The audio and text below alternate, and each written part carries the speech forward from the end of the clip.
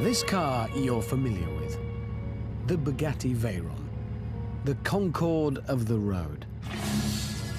The meeting point for the most amazing collection of numbers. £1 million, 1,000 horsepower, and a top speed of 252 miles an hour. But spin the clock back 15 years, and in the 1990s, this was the ultimate road car. The McLaren F1.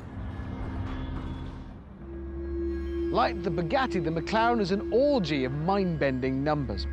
It was the fastest, with a top speed of 240 miles an hour. It was the most expensive, costing £500,000 in 1993. And like the Bugatti, the McLaren was built utterly without compromise. The engine bay was lined with gold, because gold is the best heat reflector. An entirely new and unique gearbox had to be developed because no existing gearbox could survive the torque from the 6.1-litre BMW engine. It was the first carbon fibre bodied car. But although these cars have so much in common, the McLaren and the Veyron are actually poles apart. Whereas the Veyron is loaded with technology, the McLaren gets nothing. No traction control, no ABS. Its gizmo cupboard is completely bare. The F1's creator wanted his machine to be just the greatest, the purest driving machine, in the same way the Bugatti's creator wanted it to be the most amazing technical achievement. And that shines through in the way they feel.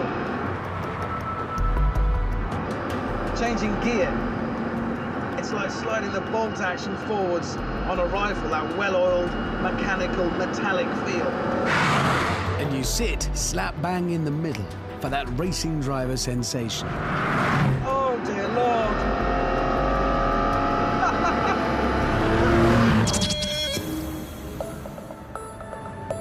Okay, what I shall do now is climb out of the McLaren F1 and get into the Bugatti Veyron.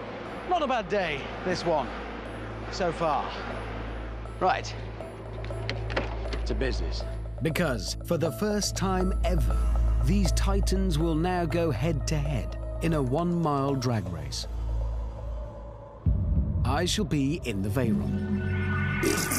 And in the McLaren, a man who has no idea that he's about to make history. He is quite excited, though. He saw his first camel today.